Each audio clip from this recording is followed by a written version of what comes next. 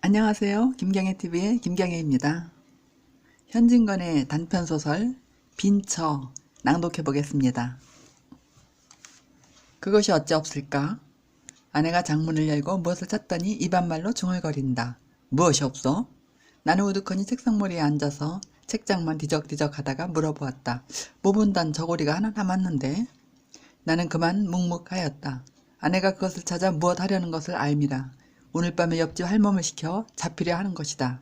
이 2년 동안에 돈 한 푼 나는 데는 없고 그대로 줄이면 시장할 줄 알아 기구와 의복을 전당국 창고에 들이밀거나 고물상 한 구석에 세워두고 돈을 얻어오는 수밖에 없었다.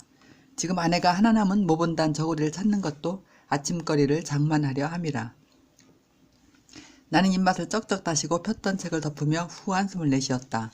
봄은 벌써 반이나 지났건만 이슬을 실은 듯한 밤기운이 방구석으로부터 슬금슬금 기어나와 사람에게 안기고 비가 오는 까닭인지 밤은 아직 깊지 않건만 인적조차 끊어지고 온 천지가 빈 듯이 고요한데 투닥투닥 떨어지는 빗소리가 한없는 구슬픈 생각을 자아낸다.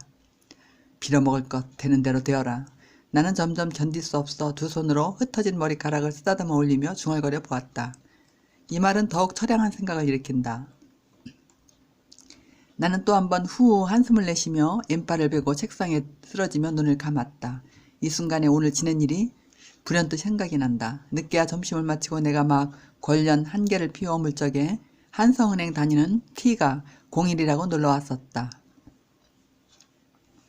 친척은 다 멀지 않게 살아도 가난한 꼴을 보이기도 싫고 찾아갈 적마다 무엇을 끼어내라고 조르지도 아니하건만 행여나 무슨 구차한 소리를 할까 봐서 미리 방패막이를 하고 눈살을 찌푸리는 듯하여 나는 발을 끊고 따라서 찾아오는 이도 없었다.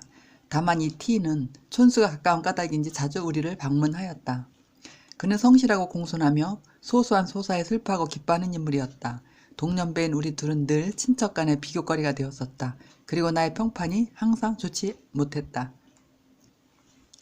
T는 돈을 알고 위인이 진실해서 그 애는 돈푼이나 몰 것이야. 그러나 K는 내 이름 아무짝에도 몹쓸 놈이야. 그 잘난 언문 섞어서 무엇하고 끄적거려 놓고 제 주제에 무슨 조선의 유명한 문학가가 된다니. 실업의 아들놈. 이것이 그네들의 평판이었다. 내가 문학인지 무엇인지 하는 소리가 까닭없이 그네들의 비유에 틀린 것이다. 더군다나 나는 그네들의 생일이나 혹은 대서 때에 돈 한 푼 이렇다는 일이 없고 T는 소위 착실히 돈벌이를 하여 가지고 국수밥소래나 보조를 하는 까닭이다. 얼마 안이 되어 T는 잘 살 것이고 K는 거지가 될 것이니 두고 보아.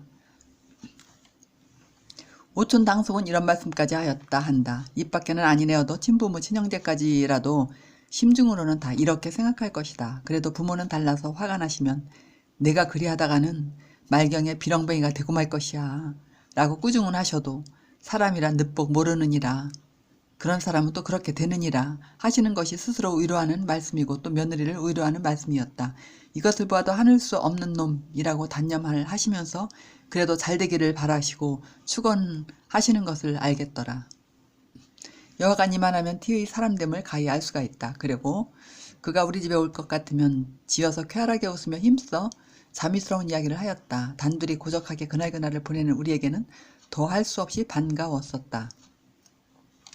오늘도 그가 활발하게 집에 쑥 들어오더니 신문지에 싼 기름한 것을 이것 봐라 하는 듯이 마루 위에 올려놓고 분주히 구둣끈을 끓은다.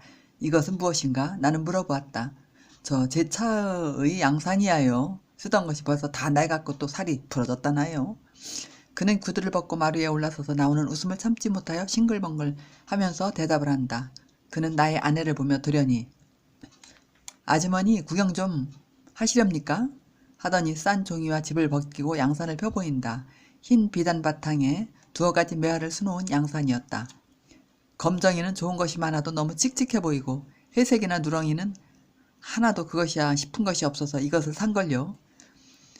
그는 이것보다 더 좋은 것을 살 수가 있나 하는 뜻을 보이려고 애를 쓰며 이런 발명까지 한다. 이것도 퍽 좋은데요.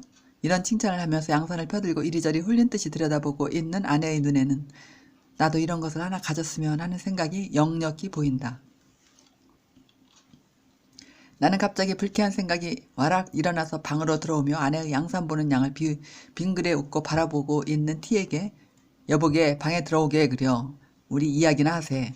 T는 따라 들어와 물가 폭등에 대한 이야기며 자기의 월급이 오른 이야기며 주권을 몇 주 사두었더니 꽤 이익이 남았다든가 이번 각 은행 사무원 경기회에서 자기가 우월한 성적을 얻었다든가 이런 것 저런 것 한참 이야기하다가 돌아갔었다. T를 보내고 책상을 향하여 짓던 소설의 결말을 생각하고 있을 즈음에 여보, 아내의 떠는 목소리가 바로 내 곁에서 들린다. 핏기 없는 얼굴에 살짝 붉은 빛이 돌며 내 곁에 바싹 다가 앉았더라. 당신도 살도리를 좀 하세요. 나는 또 시작이구나 하는 생각이 번개같이 머리에 번쩍이며 불쾌한 생각이 벌컥 일어난다. 그러나 무엇라고 대답할 말이 없이 묵묵히 있었다. 우리도 남과 같이 살아보아야지요. 아내가 T의 양선에 단단히 자극을 받은 것이다. 예술가의 처 노릇을 하려는 독특한 결심이 있는 그는 좀처럼 이런 소리를 입 밖에 내지 아니하였다. 그러나 무엇에 상당한 자극만 받으면 참고 참았던 이런 소리를 하게 되는 것이다. 나도 이런 소리를 들을 적마다 그럴만도 하다는 동정심이 없지 아니하나 심사가 어쩐지 좋지 못하였다. 이번에도 그럴만도 하다는 동정심이 없지 아니하되 또한 불쾌한 생각을 억제하기 어려웠다. 잠깐 있다가 불쾌한 빛을 드러내며 급작스럽게 살도리를 하려면 어찌 할 수가 있소? 차차 될 때가 있겠지. 아이고 차차란 말씀 그만 두구려. 어느 천년에. 아내의 얼굴에 붉은 빛이 짙어지며 전에 없던 흥분한 어조로 이런 말까지 하였다. 자세히 보니 두 눈에 은은히 눈물이 기었더라. 나는 잠시 멍멍하게 있었다. 성낸 불길이 치받쳐 올라온다. 나는 참을 수 없다. 막벌이 꿀한테 시집을 갈 것이지 누가 내게 시집을 오랬어? 저 따위가 예술가의 처가 다 뭐야?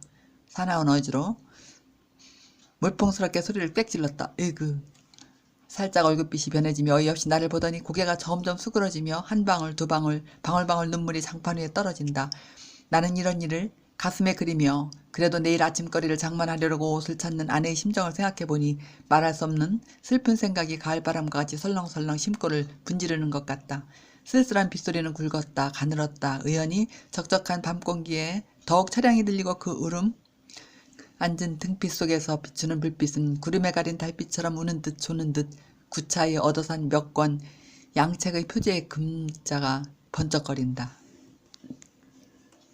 장 앞에 초연히 서있던 아내가 무엇이 생각났는지 고개를 끄덕끄덕하며 들릴 듯 말 듯 목안의 소리로 으흐 옳지 참 그날 찾았소? 아니야요. 벌써 저 인천 사시는 형님이 오셨던 날. 아내가 애써 찾던 그것도 벌써 전당포에 고운 먼지가 앉았구나. 종지 하나라도 차근차근 아랑곳 하는 아내가 그것을 잡혔는지 아니 잡혔는지 모르는 것을 보면 빈곤이 얼마나 그의 정신을 물어뜯었는지 가히 알겠다. 한참 동안 서로 아무 말이 없었다. 가슴이 어째 답답해지며 누구하고 싸움이나 좀 해보았으면 소리껏 고함이나 질러보았으면 실컷 울어보았으면 하는 일종 이상한 감정이 부글부글 피어오르며 전신에 이가 스멀스멀 기어다니는 듯 옷이 어째 몸에 끼어 견딜 수가 없다. 나는 이런 감정을 노골적으로 드러내며 점점 구차한 살림에 실증이 나서 못 견디겠지? 아내는 무엇을 생각하는지 모르게 정신을 잃고 섰다가 그 개슴츠레한 눈이 둥그레지며 네? 어째서요? 무얼 그렇지. 싫은 생각은 조금도 없어요. 이렇게 말이 오락가락함을 따라 나는 흥분의 도가 점점 짙어간다. 그래서 아내가 떨리는 목소리로 어째 그런 줄 아세요? 하고 반문할 적에 나를 숙맥으로 하오? 라고 격렬하게 소리를 높였다. 아내는 살짝 분한 빛이 눈에 비치어 물끄러미 나를 들여다본다. 나는 괘씸하다는 듯이 흘겨보며 그러면 그거 모를까. 오늘날까지 잘 참아오더니 인제는 점점 기색이 달라지는 걸 뭐. 물론 그럴만도 하지만은. 이런 말을 하는 내 가슴에는 지난 일이 활동사진 모양으로 얼른 나타난다. 6년 전에 그때 나는 16세이고 저는 18세였다. 우리가 결혼한 지 얼마 안이 되어 지식에 목마른 나는 지식의 바닷물을 얻어 마시려고 표현이 집을 떠났었다. 광풍에 나부끼는 버들린 모양으로 오늘은 지나 내일은 일본으로 굴러다니다가 금전의 탓으로 지식의 바닷물도 흠씬 마셔보지도 못하고 반 거들충이가 되어 집에 돌아오고 말았다. 내게 시집올 때에 방글방글 피려는 꽃봉오리 같던 아내가 어느 결에 기울어가는 꽃처럼 뒷밤에 선연한 빛이 쓰러지고 이마에는 벌써 두어줄 금가는 줄이 그리어졌다. 처가덕으로 집간도 장만하고 세간도 얻어 우리는 소위 살림을 하게 되었다. 처음에는 그럭저럭 지내었지만은 한 푼 나는 데 없는 살림이라 한 달 가고 두 달 갈수록 점점 곤란해질 따름이었다. 나는 보수 없는 독서와 가치 없는 창작으로 해가 지고 날이 새며 쌀이 있는지 나무가 있는지 망연케 몰랐다. 그래도 때때로 맛있는 반찬이 상에 오르고 입은 옷이 과히 추하지 아니함은 전혀 아내의 힘이었다. 전들 무슨 벌이가 있으리오. 부끄러움을 무릅쓰고 친가에 가서 눈치를 보아가며 구차한 소리를 하여 가지고 얻어온 것이었다. 그것도 한 번, 두 번 말이지. 장구한 세월이 어찌 늘 그럴 수가 있으랴. 말경에는 아내가 가져온 세간과 의복에 손을 대는 수밖에 없었다. 잡히고 파는 것도 나는 아른 채도 아니하였다. 그가 애를 쓰며 퉁명스러운 옆집 할멈에게 돈푼을 주고 시켰었다. 이런 고생을 하면서도 그는 나의 성공만 마음속으로 깊이 믿고 빌었었다. 어느 때에는 내가 무엇을 짓다가 마음에 맞지 아니하 쓰던 것을 집어던지고 화를 낼 적에 왜 마음을 조급하게 잡수셔요. 저는 꼭 당신의 이름이 세상에 빛날 날이 있을 줄 믿어요. 우리가 이렇게 고생을 하는 것이 장래에 잘 될 근본이야요. 하고 그는 스스로 흥분되어 눈물을 흘리며 나를 위로한 적도 있었다. 내가 외국으로 돌아다닐 때 소위 신풍조에 뛰어 까닭없이 구식 여자가 싫어졌다. 그래서 나 일찍이 장가든 것을 매우 후회하였다. 어떤 남학생과 어떤 여학생이 서로 연애를 주고받고 한다는 이야기를 들 적마다 공연히 가슴이 뛰놀며 부럽기도 하고 비감스럽기도 하였었다. 그러나 낯살이 들어갈수록 그런 생각도 없어지고 집에 돌아와 아내를 겪어보니 의외의 그에게 따뜻한 맛과 순결한 맛을 발견하였다. 그의 사랑이야말로 이기적 사랑이 아니고 헌신적 사랑이었다. 이런 줄을 점점 깨닫게 될 때 내 마음이 얼마나 행복스러웠으랴. 밤이 깊도록 다듬이를 하다가 그만 옷 입은 채로 쓰러져 고나게 자는 그의 파리한 얼굴을 들여다보며 아, 나에게 위안을 주고 원주를 주는 천사여 하고 감격에 극하여 눈물을 흘릴 일도 있었다. 내가 알다시피 내가 별로 천품은 없으나 어쨌든 무슨 저작가로 몸을 세워보았으면 하여 나날이 창작과 독서에 전심력을 바쳤다. 물론 아직 남에게 인정될 가치는 없는 것이다. 그 영향으로 자연 일상생활이 만류하게 되었다. 이런 곤란에 그는 근 2년 견뎌왔건만은 나의 하는 일은 오히려 아무 보람이 없고 방 안에 놓였던 세간이 줄어가고 장롱에 찼던 옷이 거의 다 없어졌을 뿐이다. 그 결과 그다지 견딜성 있던 저도 요사이 와서는 때때로 쓸데없는 탄식을 하게 되었다. 손잡이를 잡고 마루 끝에 우두커니 서서 하염없이 먼산만 바라보기도 하며 바느질을 하다 말고 심심한 사람 모양으로 멍멍이 앉았기도 하였다. 창경으로 비치는 어스름한 햇빛에 나는 흔히 그의 눈물 머금은 근심 있는 눈을 발견하였다. 이럴 때는 말할 수 없는 쓸쓸한 생각이 들며 일 없이 마누라 하고 부르면 그는 몸을 흠칫하고 고개를 저리로 돌리어 치맛짝으로 눈물을 씻으며 네? 하고 울음에 떨리는 가는 대답을 한다. 나는 등에 찬물을 끼얹는 듯 몸이 으쓱해지며 처량한 생각이 싸늘하게 가슴에 흘렀었다. 그렇지 않아도 자비하기 쉬운 마음이 더욱 심해지며 내가 무자격한 탓이다 하고 스스로 멸시를 하고 나니 더욱 견딜 수 없다. 그럴만도 하다. 는 동정심이 없지 아니하되 그래도 그만 불쾌한 생각이 일어나며 계집이란 할 수 없어. 혼자 이런 불평을 중얼거리었다. 환등 모양으로 하나씩 둘씩 이런 일이 가슴에 나타나니 무엇라고 말할 용기조차 없어졌다. 나의 유일한 신앙자이고 위로자였던 저까지 인제는 나를 아니 믿게 되고 말았다. 그는 마음속으로 내가 6년 동안 내 살을 깎고 점이었구나. 이 원수야 할 것이다. 이렇게 생각하며 그의 불같던 사랑까지 엷어져 가는 것 같았다. 아니 흔적도 없이 사라지고 만 것 같았다. 나는 감상적으로 허둥지둥하며 낸들 마누라를 고생시키고 싶어 시켰겠소? 비단옷도 해주고 싶고 좋은 양산도 사주고 싶어요. 그러길래 왼종일 쉬지 않고 공부를 아니하오? 남 보기에는 편편히 노는 것 같아도 실상은 그렇지 않아. 본들 모른단 말이오? 나는 점점 강한 가면을 벗고 약한 진상을 드러내며 이와 같은 가소로운 별명까지 하였다. 원 세상 사람이 다 나를 비수하고 모욕하여도 상관이 없지만 마누라까지 나를 아니 믿어주면 어찌한단 말이오. 내 말에 스스로 자극이 되어 마침내 길이 탄식을 하고 그만 쓰러졌다. 이 순간에 고개를 숙이고 아마 하염없이 입술만 물어뜯고 있던 아내가 호련 여보 울음소리를 떨면서 무너지는 듯이 내 얼굴에 쓰러진다. 용서 하고는 북받쳐 나오는 울음에 말이 막히고 불덩이 같은 두 뺨이 내 얼굴을 누르며 흑흑 느끼어온다. 그의 두 눈으로부터 샘솟듯 하는 눈물이 제 뺨과 내 뺨 사이를 따뜻하게 젖어 퍼진다. 내 눈에서도 눈물이 흘러내린다. 뒤숭숭하던 생각이 다 이 뜨거운 눈물에 봄 늦듯 쓰러지고 말았다. 한참 있다가 우리는 눈물을 씻었다. 내 속이 얼만큼 시원한 듯 하였다. 용서하여 주세요. 그렇게 생각하실 줄은 몰랐어요. 이런 말을 하는 아내는 눈물에 불어오른 눈꺼풀을 아픈 듯이 꿈쩍거린다. 암만 구차하기로니 실증이야 날까요? 나는 한 번 먹은 마음이 있는데 가만가만 변명을 하는 아내의 눈물 흔적이 어룽어룽한 얼굴을 물끄러미 바라보며 겨우 심신이 갔든 하였다. 어제 일로 심신이 피곤하였던지 그 이튿날 늦게야 잠을 깨니 간밤에 오던 비는 어느 결에 그치었고 명랑한 햇빛이 미닫이에 높았더라. 아내가 다시금 장문을 열고 잡힐 것을 찾을 즈음에 누가 중문을 열고 들어온다. 우리는 누군가 하고 귀를 기울일 적에 밖에서 아씨 하는 소리가 들렸다. 아내는 급히 방문을 열고 나갔다. 그는 처가에서 부리는 할멈이었다. 오늘이 장인 생신이라고 어서 오라는 말을 전한다. 오늘이야 참 옳지. 오늘이 2월 16셋 날이지. 나는 깜빡 잊었어. 날씨도 딱도하십니다. 어쩌면 아버님 생신을 잊으신단 말씀이요. 아무리 살림이 자미가 나시더라도. 시큰둥한 할멈은 선웃음을 쳐가며 이런 소리를 한다.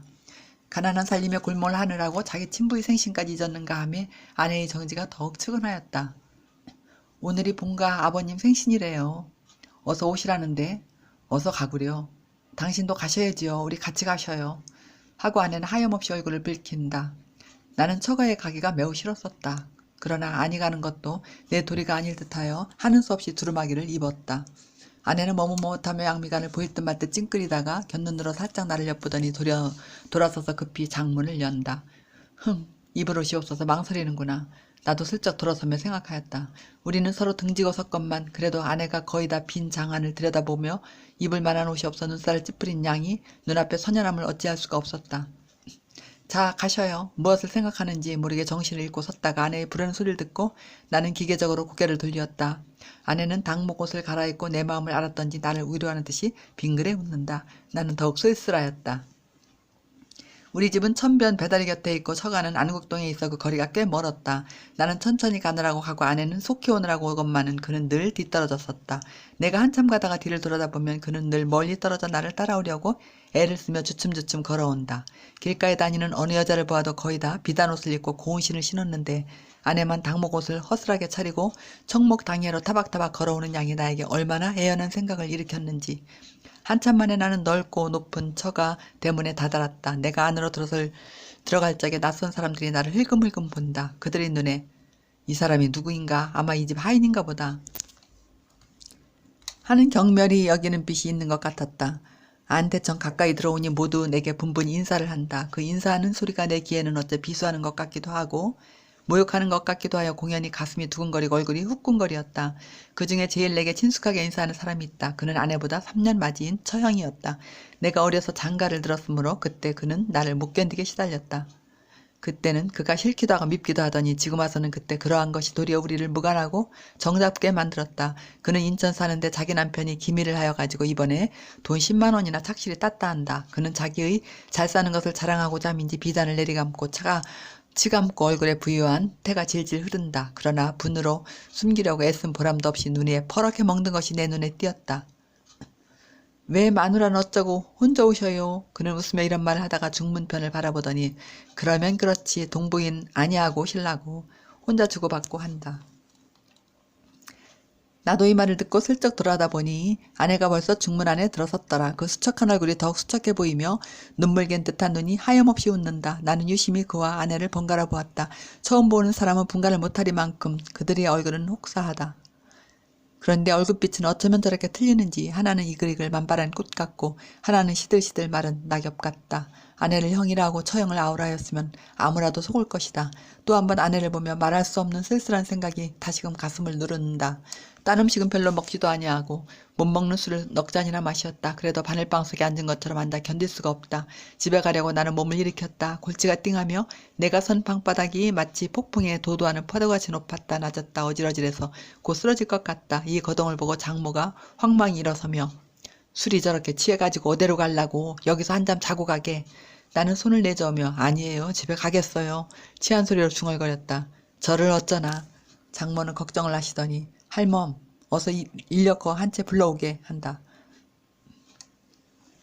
시중에도 인력거를 태우지 말고 그 인력거 삭을 나를 주었으면 책 한 권을 사보련만 하는 생각이 있었다.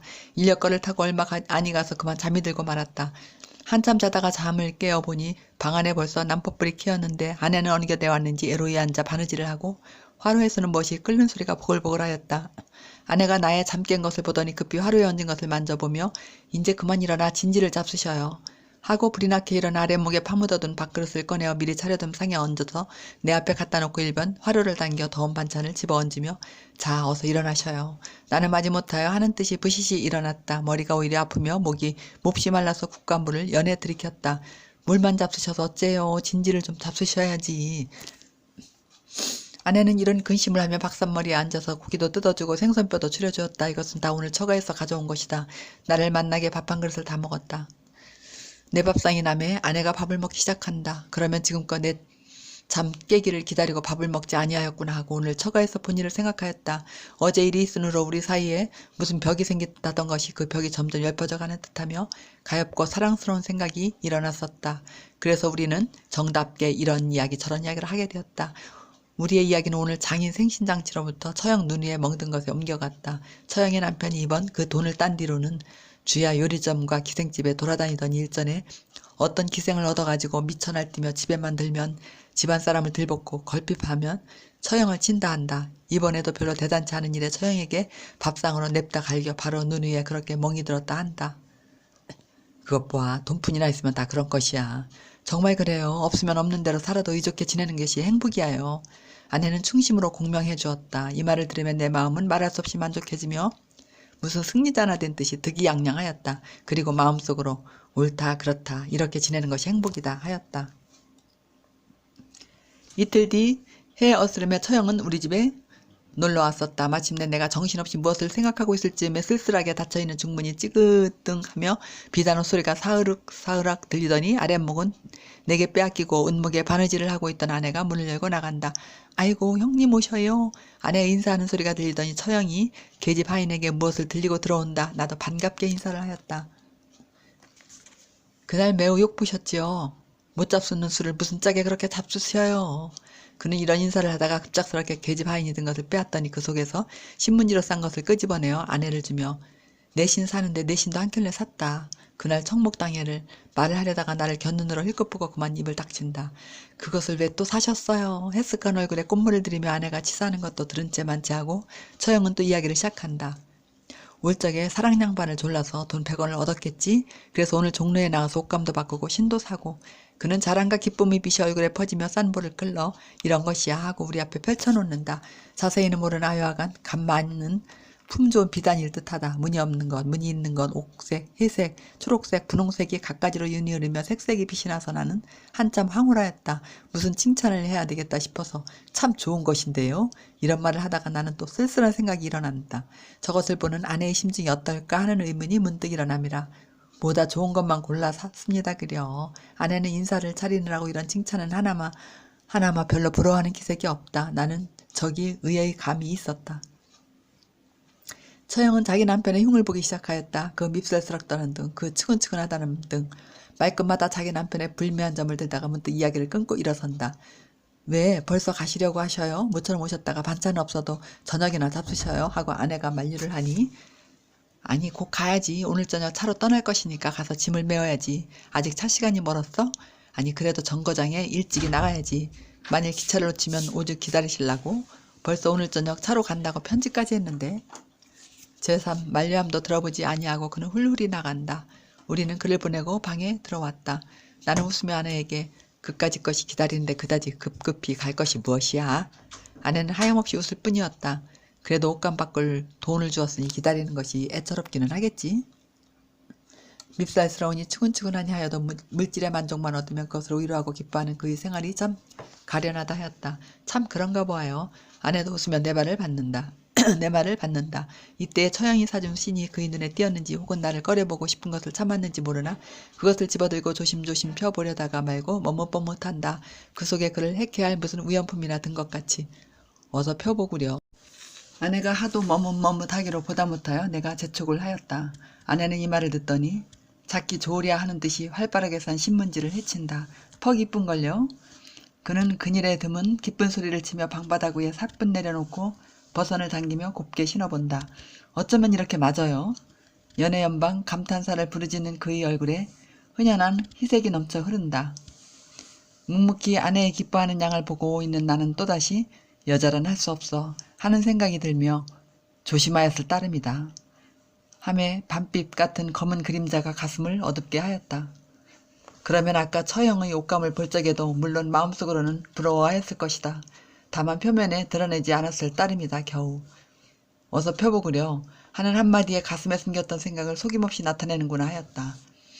내가 무엇을 생각하고 있는지 저는 모르고 새신시는 발을 조금 쳐들며 신모양이 어때요? 매우 이뻐. 겉으로는 좋은 듯이 대답을 하였으나 마음은 쓸쓸하였다. 내가 제게 신 한 켤레를 사주지 못하여 남에게 얻은 것으로 만족하고 기뻐하는도다. 웬일인지 이번에는 그만 불쾌한 생각이 일어나지 아니하였다. 처형이 동서를 밉다거나 무엇이니 하면서도 기차를 놓치면 남편이 기다릴까 염려하여 급히 가던 것이 생각난다. 그것을 미루어 아내의 심사도 알 수가 있다. 부득이한 경우라 할 일 없이 정신적 행복에만 만족하려고 애를 쓰지만은 기실 부족한 것이다. 다만 참을 따름이다. 그것은 내가 생각해야 된다. 이런 생각을 하니 전날 아내에게 그런 말을 한 것이 후회가 난다. 어느 때라도 제 은공을 갚아줄 날이 있겠지. 나는 마음을 좀 너그럽게 먹고 이런 생각을 하며 아내를 보았다.